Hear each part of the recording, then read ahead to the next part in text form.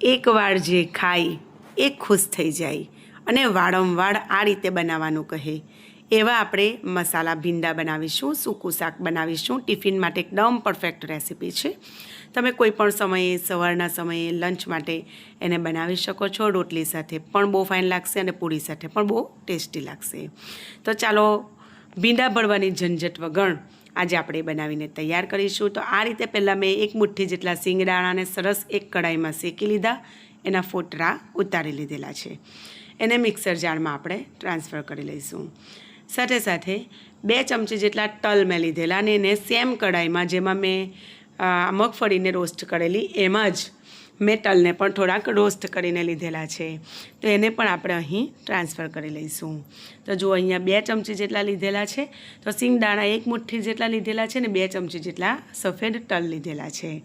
સાથે સાથે મેં બેસનને એ જ કઢાઈમાં સરસ રીતે શેકી પણ લીધેલું છે, જેનો આપણે આગળ ઉપયોગ કરીશું. અત્યારે આને ઓન ઓફ કરીને મેં દરદરું પીસી લીધેલું છે. તો જો આ રીતનું આપણે પીસવાનું છે. એકદમ ફાઇન પેસ્ટ નથી કરવાની. અને એક વાડકામાં આપણે એને કાઢી લઈશું.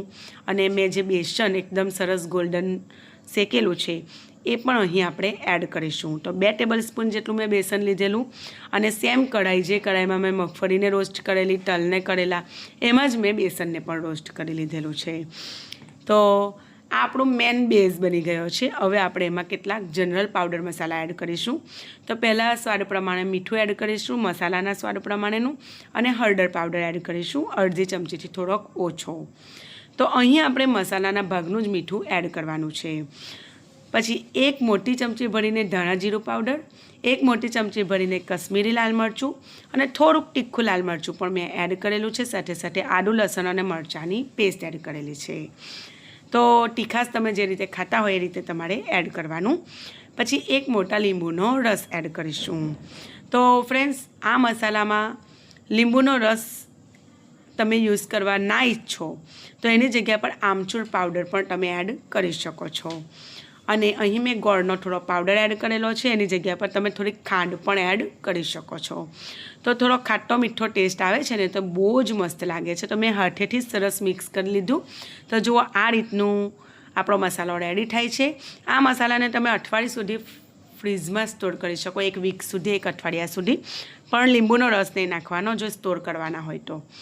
અને અહીં મેં કઢાઈ લીધેલી છે. જો આ જ કઢાઈમાં મેં મગફળીને પણ રોસ્ટ કરેલી, આ સેમ કઢાઈમાં જ મેં તલ રોસ્ટ કરેલા અને આ સેમ કઢાઈમાં બેસનને રોસ્ટ કરેલું અને પછી સરસ સાફ કરી લીધી કઢાઈને. પછી એમાં 3 ચમચા જેટલું તેલ એડ કરેલું છે. તેલ સારા એવા પ્રમાણમાં લેવાનું. અને પછી એમાં થોડાક મેથીના દાણા એડ કરી દીધેલા છે. તો મેથીના દાણા જરૂરથી એડ કરજો. એ ગુણમાં પણ બહુ ફાયદાકારક છે. સાથે સાથે ભીંડામાં એનો ટેસ્ટ બહુ મસ્ત લાગે છે અને ભીંડા બિલકુલ ચીપચીપા નહીં લાગે. થોડીક હિંગ એડ કરેલી છે જેથી ભીંડા પચવામાં સરળ રહે.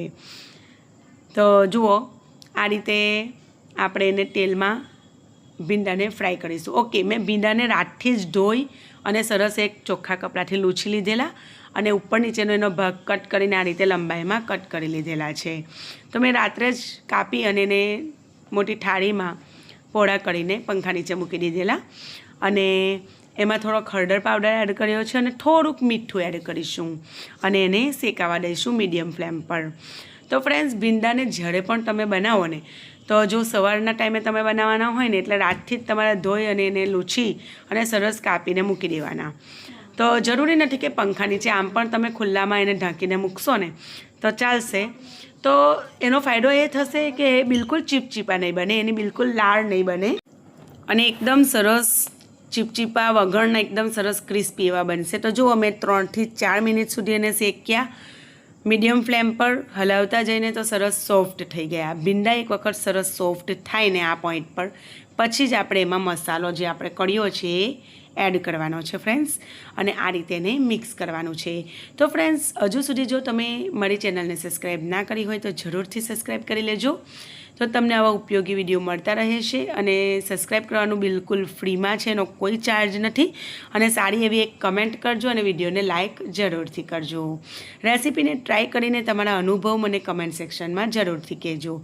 તો મેં 5 થી 7 મિનિટ સુધી જુઓ આ રીતે પહેલાં મીડિયમ ટુ સ્લો ફ્લેમ પર એને સરસ શેકાવા દીધા અને એકદમ સરસ બિલકુલ ચીપચીપાહટ વગરના આપણા ભીંડા બનીને તૈયાર છે. તો એને આપણે એક પ્લેટમાં સર્વ કરી લઈશું અને આપણે એને ગરમા ગરમ સર્વ કરીને એન્જોય કરીશું.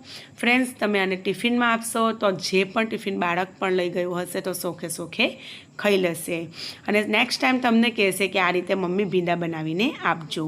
તો ફરી મળીશું એક નવી રેસીપી સાથે. ત્યાં સુધી આવજો. Take care. Bye bye.